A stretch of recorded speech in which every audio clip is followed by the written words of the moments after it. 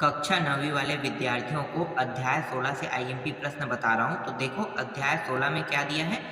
अध्याय 16 में आंकड़ा प्रबंध व विश्लेषण दिया हुआ है। तो इनमें जो पहला प्रश्न है उसको देखो।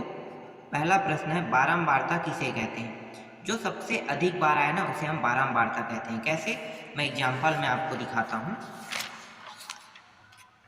देखो बारंबारता हम यहाँ पे किसको लेंगे,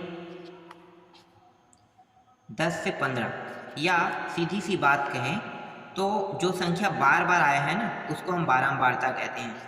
जैसे कि देखो यहाँ पे कौन सा संख्या, जैसे कि ये 12 है, एक बार है, दो बार है, ठीक है। इसी तरह से ये 3 बार, 4 बार, इस तरह से गिनेंगे तो तकरीबन अन्य के मुकाबले ना ये अधिक बार आना चाहिए। इसे हम बारंबारता कहते हैं। बारंबारता समझ में आ गया। इसके बाद देखो दूसरा प्रश्न है। दूसरा प्रश्न क्या है, वर्गांतर एवं वर्ग का आकार किसे कहते हैं। तो वर्गांतर जो होता है ना, ये उच्च सीमा और निम्न सीमा दोनों के अंतर को वर्गांतर कहते हैं। और वर्ग का आकार किसे कहेंगे, ये जो वर्ग का आकार है वो सीमाओं का अंतर वर्ग का आकार कहलाता है। ठीक है, आगे देखो, समावेशी वर्ग किसे कहते हैं। जब किसी वर्ग की निम्न सीमा एवं उच्च सीमा दोनों ही उसी वर्ग में सम्मिलित होती है तो उसे समावेशी वर्ग कहते हैं। अपवर्गी वर्ग किसे कहते हैं। जब किसी आंकड़े में एक वर्ग की उच्च सीमा ही उसके अगले वर्ग की निम्न सीमा भी हो तब ऐसे वर्ग को अपवर्गी वर्ग कहते हैं। यहाँ पे कुछ और बताया है, जैसे कि वर्गांक क्या है, वर्ग की आवृत्ति क्या है, वर्ग सीमा क्या है। तो पहले वर्गांक देख लेते हैं।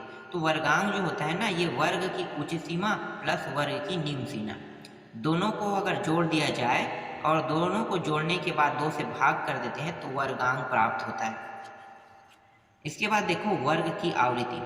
किसी वर्ग के अंतर्गत आने वाले पदों की संख्या वर्ग की आवृत्ति कहलाती है। वर्ग सीमा क्या है, प्रत्येक वर्ग की 2 सीमाएं होती हैं। किसी वर्ग के प्रथम अंक या निम्न मान को निम्न सीमा तथा अंतिम अंक या उच्च मान को उच्च वर्ग की उच्च सीमा कहते हैं।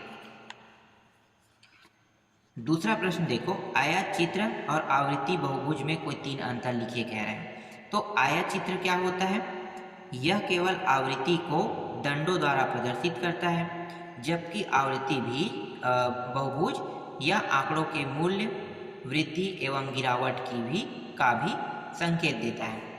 आवृत्तियों को पूरे वर्ग में पूरा फैला हुआ माना जाता है। सभी आवृत्तियों को उस वर्ग के माध्यम बिंदु पर केंद्रित माना जाता है। इनकी रचना समान एवं असमान वर्ग चौड़ाई के लिए किया जा सकता है, केवल समान वर्ग चौड़ाई के लिए बनाया जाता है। अब यहाँ पे देखो कुछ प्रश्न दिए हुए हैं, जैसे कि तीसरा प्रश्न, शिक्षक को उनके आवास में कार्यस्थल की दूरियां निम्नानुसार है। ठीक है, तो ये दूरियां, ये सब दिखाई दे रहा है, ये दूरियां है। अब क्या करना है, 5 वाली बारंबारता बंटन सारणी बनाना है, मतलब 5 का अंतर लेना है। जैसे कि 0 से 5 के जितने भी अंक हैं इसके बीच में आने वाले उन सभी को गिनेंगे कि कितने अंक हैं। इसके बाद 5 से 10, 10 से 15, 15 से 20, 20 से 25, 25 से 30, 30 से 35। अंतिम संख्या जो है ना यहाँ पे दिया होगा, तो देखो ये 32 दिया है। ठीक है, इसीलिए ये 35 से 35 तक आया है। तो 32 है तो एक संख्या इसमें आ गया, 25 से 30 में भी एक संख्या है। ठीक है, तो यह जब आप ढूंढोगे तो 25 से 30 के बीच आपको एक संख्या मिलेगा। तो गणना चिन्ह कैसे लिखते हैं, इस तरह से 4 ये हो गया और एक क्रॉस करेंगे 5 बन जाएगा। तो ये 5, 5, 10 और 11, 5, 10, 2, 12 और ये 5, 4, 9। ठीक है, ये तो गणना चिन्ह ये है। तो इसी तरह से हमें बनाना है। अगला प्रश्न दिखाता हूं, चौथा प्रश्न देखो। चौथा प्रश्न ये भी है, लेकिन इसमें क्या कहा है, 0 से 9, मतलब हर एक अंक को एक एक बार लेना है। जैसे कि यहाँ पे 0 से 9 तक लिया है।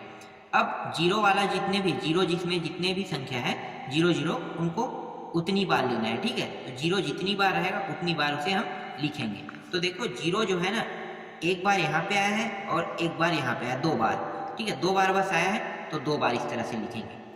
इसके बाद 1 जितनी बार आएगा उतनी बार गिन के यहाँ पे लिखेंगे और गणना में इस तरह से कटाएंगे। ठीक है, तो सबका गणना यहाँ पे हुआ है। चलो आगे देखते हैं। इसके बाद देखो पांचवा प्रश्न, इसमें क्या बनाने के लिए कहा है? इसमें बनाने के लिए बारंबारता बंटन सारणी बनाना है। तो बारंबारता बंटन सारणी कैसे बनाएंगे? तो अंतराल ले लेते हैं, ठीक है। 0 से 10 के बीच में एक भी संख्या नहीं है, तो 0 से 10 हम नहीं लिखेंगे, 10 से 15 लिखेंगे। 10 से 15 अगर आप बढ़ाना चाहते हो तो बढ़ा सकते हो, 10 से 20 भी लिख सकते हो, ठीक है। ये आपके ऊपर डिपेंड करता है। तो 10 से 20 या 10 से 15 लेके बना सकते हो। 10 से 20 करेंगे तो 8 संख्या आएगा इसमें, और 10 से 15 लेंगे तो 10 से 15 में 1 और 15 से 20 में 7, ठीक है। तो मैंने क्या किया था, 10 से 20 कर दिया था डायरेक्ट, तो दोनों को मिला के 8 संख्या दिखाई दे रहा था। तो आप इस तरह से अपने हिसाब से बना सकते हो, जैसे कि यहाँ पे बना है, ये सारणी है, बारंबारता बंटन सारणी है। छठवां प्रश्न देखो, यहाँ पे क्या करने के लिए कहा है? आवृत्ति, देखो आवृत्ति आयत चित्र दर्शाइए। तो 10 से 20, 20 से 30, तो इसी तरह से ग्राफ बनाना है, 1.4.326 चढ़ाना है।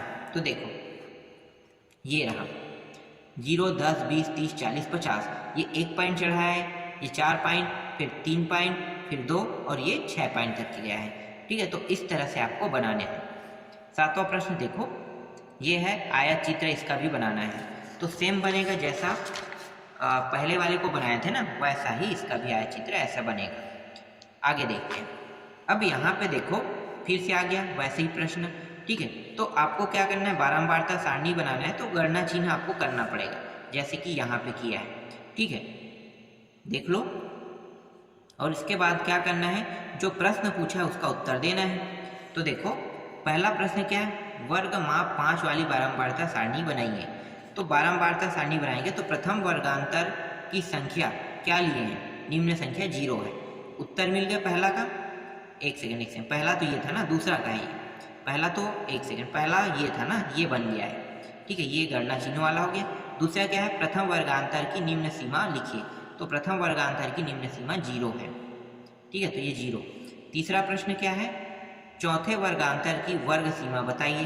तो चौथे वर्गांतर की वर्ग सीमा 1, 2, 3 और 4, 15, 20। उत्तर देखो यहाँ पे भी 15, 20 है, ठीक है। चौथा क्या लिखना है, सातवें वर्गांतर का वर्गांक बताइए। तो वर्गांक बताना है सातवें का ना, तो ये सातवां है, 35 और 30 और 35। 30 और 35 को जोड़ दोगे, 30 दूनी कितना हो गया 60, और 5 65। 65 को 2 से डिवाइड कर दोगे, वर्गांतर मैंने क्या बताया था, निम्न और उच्च सीमा दोनों को जोड़ देंगे, जोड़ने के बाद 2 से भाग कर देंगे। तो भाग करेंगे तो क्या प्राप्त होगा, वर्गांक प्राप्त हो जाएगा ना। तो इसी तरह से देखो यहाँ पे किया है, और यहाँ पे है इतना, ठीक है। आगे देखो, यहाँ भी कुछ उसी प्रकार से प्रश्न दिया जैसा पहला है वैसा ही, ठीक है। तो यहाँ पे क्या करना है, इसमें करने के लिए कहा है आवृत्ति बहुभुज बनाइए कह रहा है, ठीक है। हर एक में अलग अलग है। तो देखो इस तरह से आवृत्ति विवरण किया है। उसके बाद दूसरा प्रश्न का जवाब मैं आपको दिखाता हूँ। आवृत्ति चित्र की बात कर रहे हैं ना, तो ये आवृत्ति चित्र है, ठीक है, और आवृत्ति बहुभुज, ठीक है। तो आवृत्ति चित्र और आवृत्ति बहुभुज इसी में है, तो दोनों है। जैसे कि ये क्रास है, ये आवृत्ति आयत चित्र है, और ये आयत ये बहुभुज चित्र है, ठीक है, जिसमें बहुत भुजा है, जैसे त्रिभुज जैसा दिखाई दे रहा है ना ये, इसको देखो। चलो आगे देखो, उसके बाद देखो यहाँ पे है तीसरा प्रश्न, किसी पौधे की 30 पत्तियों की लंबाई मिलीमीटर में निम्न सारणी में दी गई है। तो पत्तियों की लंबाई, पत्तियों की संख्या, जैसे कि यहाँ पे दिया है, क्या बनाना है, आयत चित्र ना। आयत चित्र तो सबसे आसान होता है, ऐसा बनता है आयत चित्र।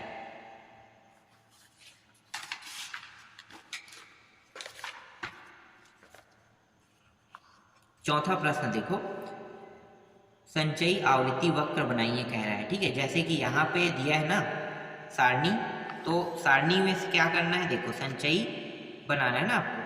तो देखो ये कैसे बनाया जाता है पता है, ये 7 और 10 को जोड़ेंगे तो दूसरा में लिखेंगे कितना, 17, ठीक है। 7, 17 और इन तीनों को जोड़ेंगे, 23 को भी इसके साथ जोड़ देंगे तो कितना हो जाएगा 40। फिर 40 को जोड़ के 51 के साथ जोड़ेंगे तो कितना हो जाएगा, 40 को 51 के साथ जोड़ेंगे तो 91, फिर 91 और 6 को जोड़ेंगे तो कितना हो जाएगा 97, और 97 और 3 को जोड़ेंगे कितना हो जाएगा 100। तो इसे हम कहते हैं संचयी आवृत्ति। देखो यहाँ पे बनाया है 7, ठीक है, 17, 40, 91, 97 और 100। मैंने जैसे बताया वैसे ही यहाँ पे जोड़ा गया है, जोड़ के भी यहाँ पे बता दिया है, ठीक है। दूसरा क्या करना है, इसी में आपको करने के लिए क्या है, देखो ये रहा बहुभुज आवृत्ति। ठीक है, तो ये बनाने के लिए कहा था, इस तरह से आपको बनाना है। तो हर एक पॉइंट को आपको इसी तरह से दर्शाना है। जैसे कि ये 10 वाला लाइन है तो 10 ग्राफ में 7 पॉइंट जाएंगे, फिर 20 वाले में 17, 30 में 40, इस तरह से अंतिम में 100 तक के पहुंच जाएगा। समझ में आ गया? देखो 10 से 60 है और ये 7 से 100 है, तो एक एक्स ग्राफ हो गया और एक वाई ग्राफ हो गया। पांचवा प्रश्न देखो, नीचे दिए गए आंकड़े में आयत एवं आवृत्ति बहुभुज बनाइए। दोनों बनाने के लिए कहा है। तो ये जो है ना, देखो ये आयत बहुभुज है और ये आवृत्ति बहुभुज है, तो दोनों यहाँ पे बना है। तो इस तरह से ये पूरा अध्याय और पूरा का पूरा टॉपिक आईएमपी प्रश्न जितना भी था वो सब कंप्लीट हो गया।